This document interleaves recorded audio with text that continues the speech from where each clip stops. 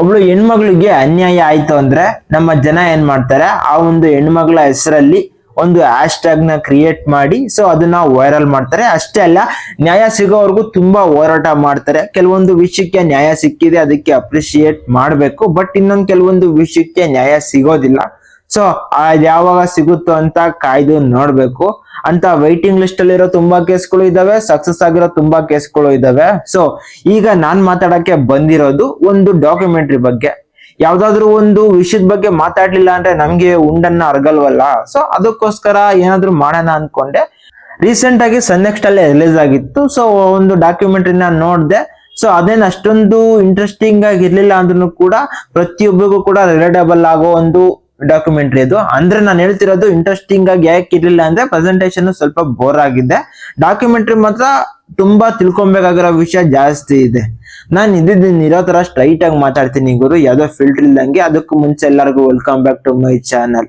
ಈ ಒಂದು ಡಾಕ್ಯುಮೆಂಟ್ರಿ ವಿಷಯಕ್ಕೆ ಬಂದ್ರೆ ಇದರ ನೇಮ್ ಬಂದ್ಬಿಟ್ಟು silent screams the lost girls of Telangana. ಈ ಒಂದು ಡಾಕ್ಯುಮೆಂಟ್ರಿ ಏನ್ರ ಬಗ್ಗೆ ಇದೆ ಅಂದ್ರೆ 10 ವರ್ಷದಿಂದ ಈಚೆಗಡೆ ತೆಲಂಗಾಣದಲ್ಲಾದಂತ ಕೆಲವೊಂದು ರೇಪ್ ಕೇಸ್ಗಳ ಇನ್ವೆಸ್ಟಿಗೇಷನ್ ಮತ್ತೆ ಅದ್ ಯಾವ ತರ ಆಯ್ತು ಅನ್ನೋ ಒಂದು ವಿಚಾರದ ಮೇಲೆ ಈ ಒಂದು ಡಾಕ್ಯುಮೆಂಟ್ರಿ ಆಧಾರವಾಗಿದೆ.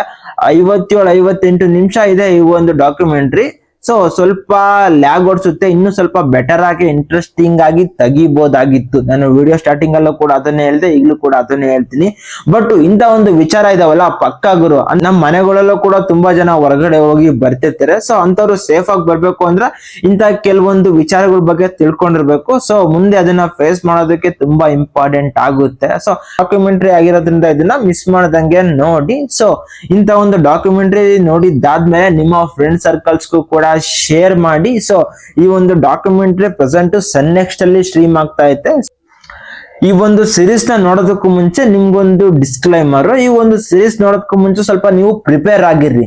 ಬಿಕಾಸ್ ಏನಕ್ಕೆ ಅಂದ್ರೆ ಕೆಲವೊಂದು ಸತ್ತಿರೋ ಬಾಡಿಗಳ ದೇಹದ ಫೋಟೋಸ್ ಗಳನ್ನ ತೋರಿಸ್ತಾರೆ. ಸೊ ಅವು ಸ್ವಲ್ಪ ಗಸಿ ಬಿಸಿ ಅನ್ಸೋ ತರ ಇದನ್ನು ಕೂಡ ರಿಯಲಿಸ್ಟಿಕ್ ಆಗೇನೆ ಪ್ರೆಸೆಂಟ್ ಮಾಡೋದಕ್ಕೆ ಟ್ರೈ ಮಾಡಿದ್ದಾರೆ. ಸೊ ಸ್ವಲ್ಪ ಪ್ರಿಪೇರ್ ಆಗಿ ನೋಡಿ, ಫ್ಯಾಮಿಲಿ ಜೊತೆ ಆದ್ರೂ ಕೂಡ ಪ್ರಿಪೇರ್ ಆಗಿ ನೋಡಿ. ಅಷ್ಟೆಲ್ಲ ಪ್ರತಿಯೊಬ್ರು ತಿಳ್ಕೊಬೇಕು ಈ ಒಂದು ವಿಚಾರನ. ಆಲ್ರೆಡಿ ಡಾಕ್ಯುಮೆಂಟ್ರಿ ನೋಡಿದ್ರೆ ನೀವ್ ಯಾವಾಗ ನೋಡಿದ್ರಿ ಅಂತ ಕಮೆಂಟ್ ಮಾಡಿ. ಈ ಒಂದು ಡಾಕ್ಯುಮೆಂಟ್ರಿ ಬಂದಿದ್ದು ರೀಸೆಂಟ್ ಆಗಿ ಜನವರಿ 8ಕ್ಕೆ. ಸೊ ನೋಡ್ಬೇಕು ಅಂದ್ರೆ ನೋಡಿ. ಇಷ್ಟಾಗಿತ್ತು ನನ್ನ ಒಂದು ರಿವ್ಯೂ. ಆಲ್ರೆಡಿ ಈ ಒಂದು ಡಾಕ್ಯುಮೆಂಟ್ರಿನ ನೀವು ನೋಡಿದ್ರೆ ನಿಮ್ ಎಕ್ಸ್ಪೀರಿಯನ್ಸ್ ಏನು ಅಂತ ಕಮೆಂಟ್ ಮಾಡಿ. ಮತ್ತೆ ಯಾವಾಗ ನೋಡಿದ್ರೆ ಈ ಡಾಕ್ಯುಮೆಂಟ್ರಿ ಅನ್ನೋದನ್ನು ಕೂಡ ಕಮೆಂಟ್ ಮಾಡಿ. ಮತ್ತೆ ನಾನು ಸಿಗ್ತಾ ಇರ್ತೀನಿ ನಿಮ್ಗೆ. ಬಾಯ್.